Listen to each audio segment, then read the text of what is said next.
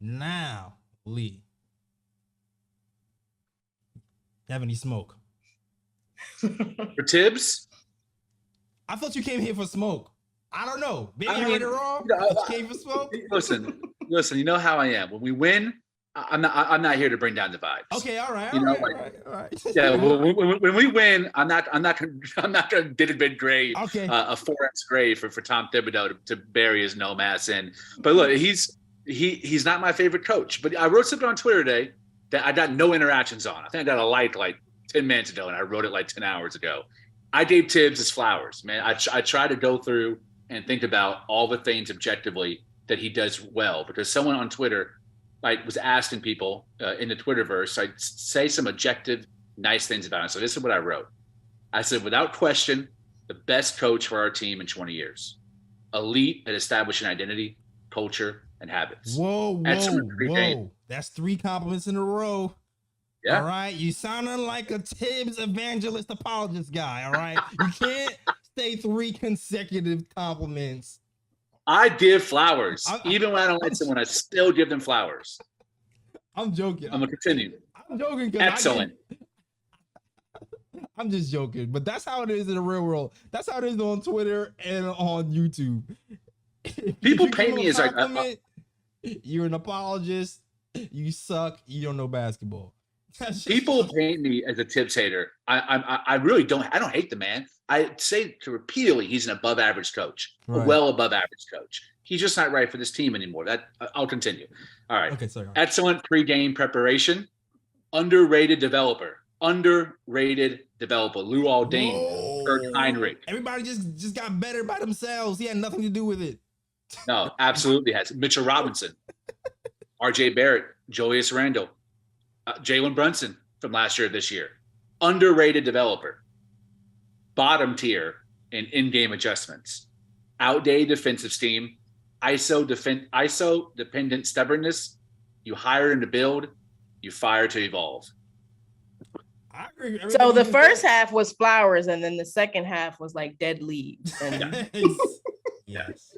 Balanced. Yin and yang, balance. I do not hate the man. I just think we have used his skills to the maximum capacity. Now it's time to move on to someone else to take us to that next step. Right. I agree with your entire assessment. People call me a Thibs lover because when I criticize him, I don't follow with fire Thibs. If I criticize them and said fire Thibs, they were like, yeah, but I criticize them and go, nah, yeah. It's like, and they just like throw tomatoes at me because I think we're playing, I want to say quote unquote quote too well to say fire him yet. I think that's gonna change. Whoa, Kathy, don't say that. Right. I don't want to jinx it, but we about to go on a run right now. But we about to go on a run. But you can't. I feel like I feel like it's gonna affect how the players play if we start screaming right now, fire Thibs. Like, I need our players to mentally still be here with us and have like some kind of hope and potential for the rest of the season. I don't need it's old Knick fashion when we start when the headlines start going and it's not about like the game. It's about coaching and this and that, and it's we don't need that right now. It's like the rinse and repeat of everything that's been happening over the last. Yeah, let's not do that. Let's wait a little towards the end of the season and then start screaming. But right now, no, we good. We good for now. I stream fire Thibs. It's kind of when I say it, there's a little bit of irony in it because I in no way, shape, or form think Leon Rose is going to fire him. I agree with Raw. I disagree with Raw in a lot of things related to Thibs. I actually agree with Raw with a lot outside Thibs. I almost agree with him completely. Thibs is where we draw the line. I think he will live out his 5-year contract. I do not think he'll be fired because Leon Rose and him are very, very close. And it's bad optics to fire your best friend in the first big hire that you made. It's just not going to happen. I think Thibs will be here for the long haul. So we got to an extent, we got to get used to it, but I'm not going to keep saying that the man needs to go because he's holding back, precious assets like Obi Toppin.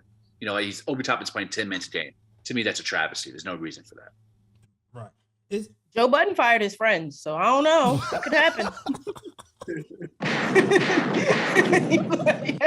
It got messy though. So no. It's going.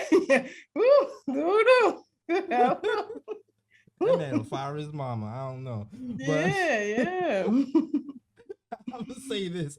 And Lee asked me like a really good question on Twitter, and he asked me because both of us kind of have the same assessment of Thibs for the most part, with like exception of like minor tweaks here and there.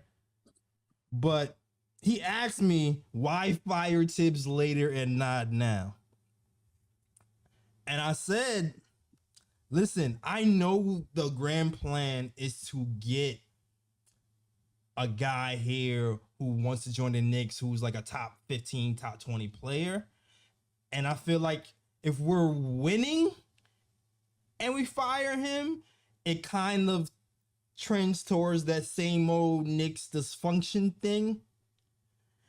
And we can possibly not look stable and not attract a player of that ability. But if we bring it, if we're treading around 500 and we end the season around 500 and we look good again, and on top of that, our young players start to look good towards the end of the season, like, you know, RJ, Mitch, quickly starting to look good, and people start to go, maybe if I come to this thing, we could win.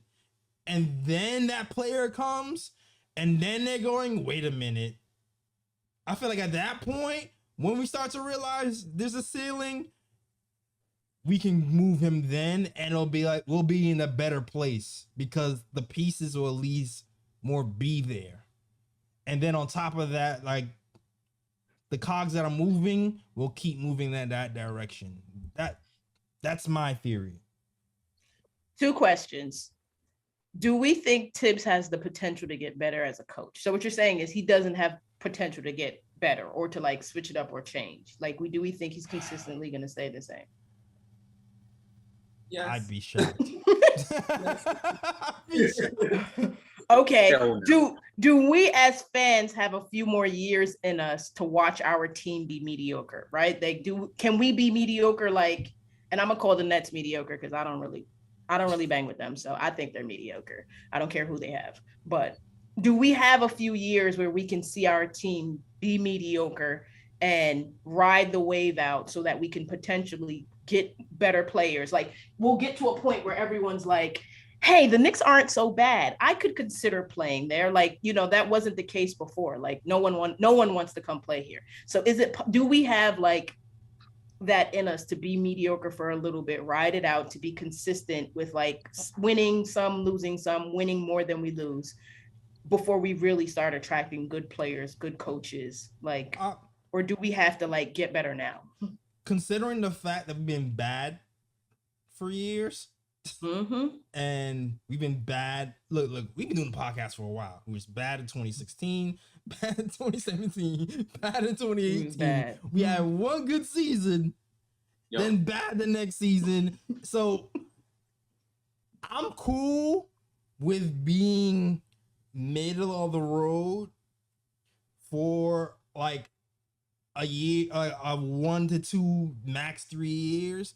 If we have, but I mean, look at the Sixers. The Sixers have been mid. Right. I mean, there's so many teams that have been mid for years, and they will probably remain mid. If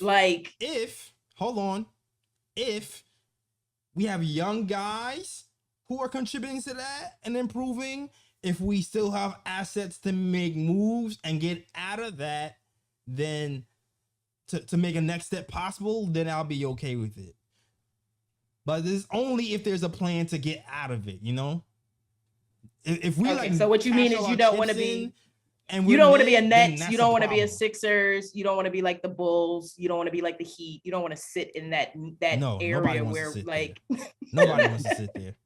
Yeah, I mean, I gotta pretty much agree with what J. Ellis said too. Like, I can deal with a couple more mediocre years as long as I see continued improvements within those mediocre years, and that the Knicks accumulate assets to where they can actually get out of that mediocre or mid-level type of team. I can deal with it.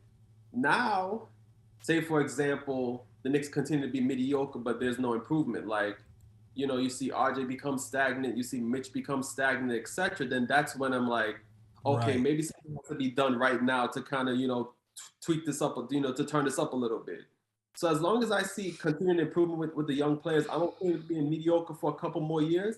But eventually there's going to have to come a time where it's like, okay, we have the assets. This all-star play becomes available, whatever case may be. Pull the trigger and make that move. Like, if we was mid with like all 31-year-old players and like no picks, then that's a bad look. that's really the bottom.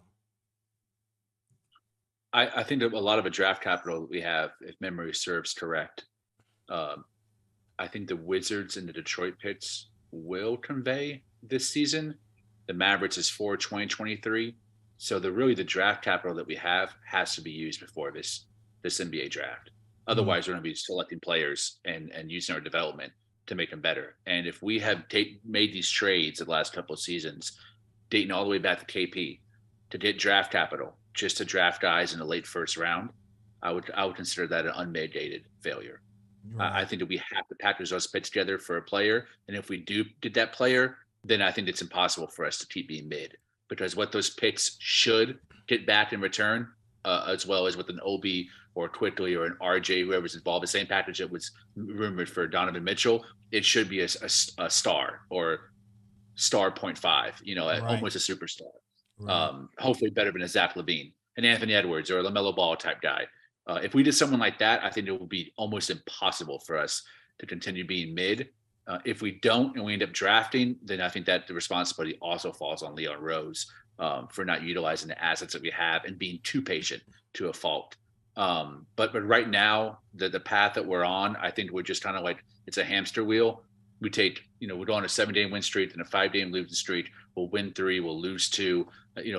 I think we're better than the roster, the record that we have, because of the talent that we have on this team, and we're not fully engaging and utilizing that talent. Obi Toppin is the best example of that. Playing some small ball with Randall at the 5 is an example of that. Running isolation plays to finish out games, and running drop coverage on defense. Like, these are things that shouldn't be happening, and other teams are embarrassing us and making fun of us in post-game conferences. Like, I wish those things weren't the case, but I could handle another season like this if we took all of the assets that we had and actually made a swing for a really good player. Yeah. And I kind of predict, everybody mama knows that's what we're trying to do. Like, everybody knows it. But I kind of feel like it's either going to be that, or I feel like they're going to try to keep, if they don't, I feel like they're either going to try to get an all-star, try to package picks to move up in the draft because they feel like somebody in the draft is going to get them over the hump. Or I feel like they'll take the picks and then trade it for some more picks in the future to try to kick the can down the road if they don't see something they like. I feel like that's what's going to happen. I feel like any one of those 3 scenarios might happen this season.